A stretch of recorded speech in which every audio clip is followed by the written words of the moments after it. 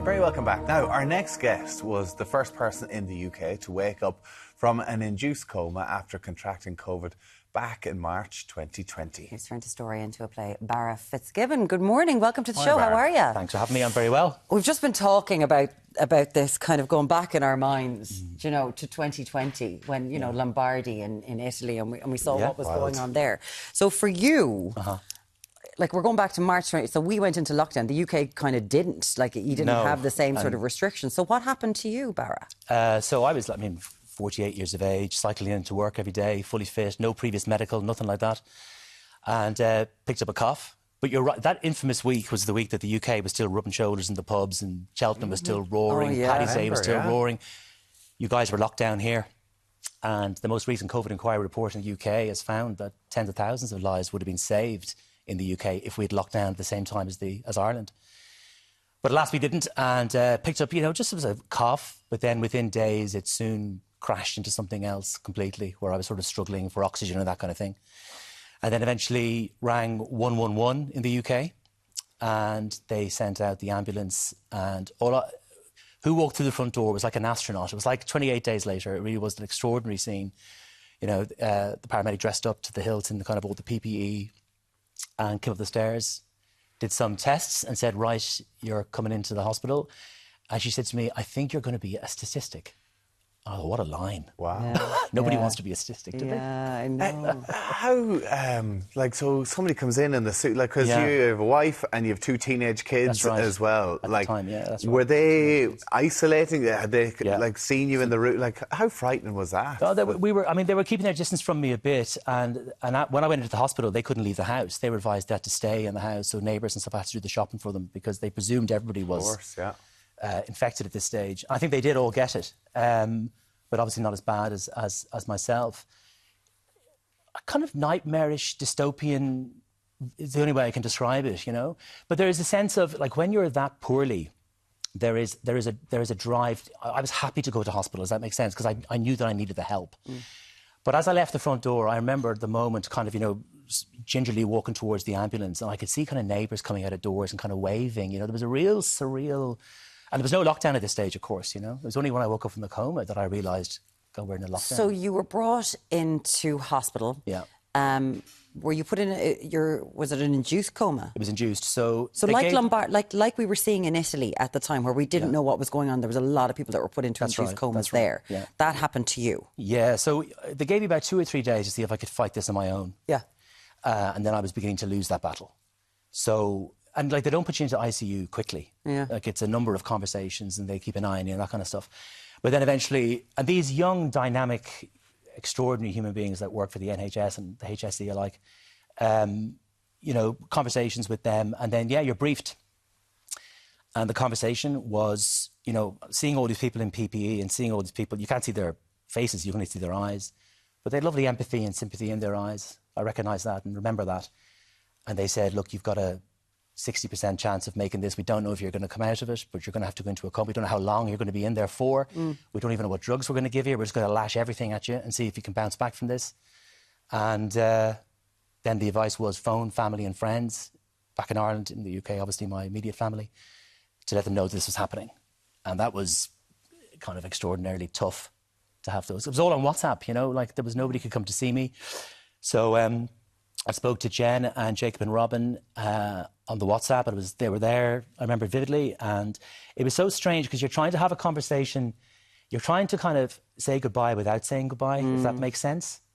And then I became kind of really wise and started giving them sage advice about their lives and what they should do, So, surreal. But I remember Jacob, my son, being quite, when I said the 60% chance of survival, he said, well, that's better than 50.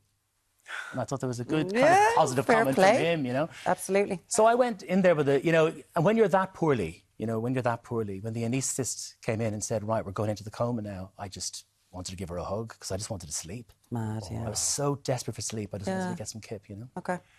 It's amazing. It transports you back. Yeah. Time has moved on, you nearly forget, but you obviously made it out of the coma miraculously, because at that stage, as you say, you were going in, you were told you could be a statistic. That's right. How quickly did you recover then? It was a long time. So, I mean, because I picked up double pneumonia, picked up liver failure and sepsis when I was in the hospital as well. But what was interesting was, usually when you're in ICU, once you wake up, they get you out of ICU. Now, they couldn't do that with me because they were concerned I was still contagious. I might get it again.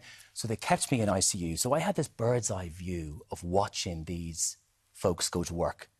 And I'm talking about, there was comedy in there, because humanity doesn't stop in the cold face of this stuff, you know. And the comedy, tragedy, it's all in there, you know, and all that humanity was there. And human connections. Because the idea of, because you mentioned recovery, that took about 6-7 months, because I went home eventually and then just went up to the loft bedroom and stayed there for about 7 months. And that's when the writing began. Because when I woke up from the coma, there was 3 rows deep of consultants and doctors all around the bed, because they used me as a motivation tool for the staff to keep going and say, look, we got one up. Yeah. Let's go now and save others. And we sort of had this special connection. They called me Soldier. They never called me Barra. They kind of had this nickname for me around ICU. And it was just a real strong connection. And the idea of the writing, because Charlie, one of the consultants, he said to me, it was very strange. He was obviously very emotional, but he said to me, you know, I think you've got some important story to tell about this. And that was a bit of a weight, and I felt a good weight. But I felt, yeah, there's something in this. So maybe I need to write about this. So I just wrote and wrote and wrote. And it is the play Patient Soldier, as you mentioned. They called you Soldier because you were the first one to come out of this coma in these unprecedented, in living memory times. How was it? Because I know people can kind of react to the word COVID in one of 2 ways. Like, I just want to jump behind the couch and not think about it, pretend it didn't happen. Do you know what I mean?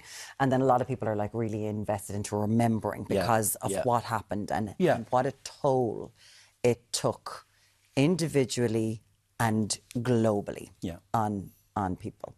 So how was it writing this? It's a true story. I found it just kind of wrote itself. Right. You know, because I was hallucinating in there as well. So the hallucinations with the reality was all mixed in, and that's all in the play, the comedy, the tragedy that I've mentioned as well. But for me, I felt like there was a few things. A love letter to the NHS, the HSE, the health service globally. That was priority number 1, to recognise literally the superheroes that work there. And that's bandied about a lot, but it's absolutely true when it comes to them. But also, I think, you know, positive things happened in March 2020 in that year. You know, and with respect to all the tragedy and the horror, positive things did happen. Human connections, friendships. I mean, I'm close friends now with guys from the ICU. You know, we go back, we hook up. Nurse Andrew, who was my nurse at the time, he's been round to the house a few times for dinner. You know, relationships and friendships and connections come out of this. And I think what's important is we are brilliant at remembering our wars, but we're disastrous at remembering our pandemics. We just don't want to know. But what this does, and we've had audience feedback from London on this, is it gives people a chance to go back and maybe get something positive from that time. Also a place to process what happened, because I think it's all been buried under the carpet. Yeah. Gives the people a chance to process what occurred. Yeah, and, you know, it does, whenever we put it on, tickets shift. Oh, no, 100%. It's interesting, you know? Because there's fun, because, like, as you say there, I remember, like, my community. It was amazing, like just like how everyone was out in the roads. That's and, right. Listen, you like, got to know hanging your out with neighbours. each other. That's Yeah, right. like everyone. Like you it was... saw clips of people banging on pots, and there was all the like. It was an amazing. It was an extraordinary time, and to relive it again might cause that bit of trauma. But as you said, there's so many amazing stories that will come out of that. Now, Catherine, who co-wrote it with you, Catherine White. Catherine White. So she's acting in this as a one-person play, but playing how many? 6 characters. 6 characters. So my blog had 25 characters. I gave her the blog. She took it away for a year and she crafted this extraordinary play. She took one of the hallucinations, a recurring hallucination that I was having in there, and she gave that the kind of narrative arc. So the driving force of the play is one hallucination that keeps recurring. You're going to be in the Civic Theatre in Tallaght, March 27th. You're going to be in Driocht, Watergate Theatre in Kilkenny, St John's in Listowel, Cork Arts Theatre and the Mermaid Arts Centre in Bray. You can find out more, of course, online. It's called Patient Soldier. It's where you can find it. And the writer, Barra Fitzgibbon. Thank you so much for joining us. My pleasure. Thanks. We really appreciate it. Thanks so much. Cheers. No problem.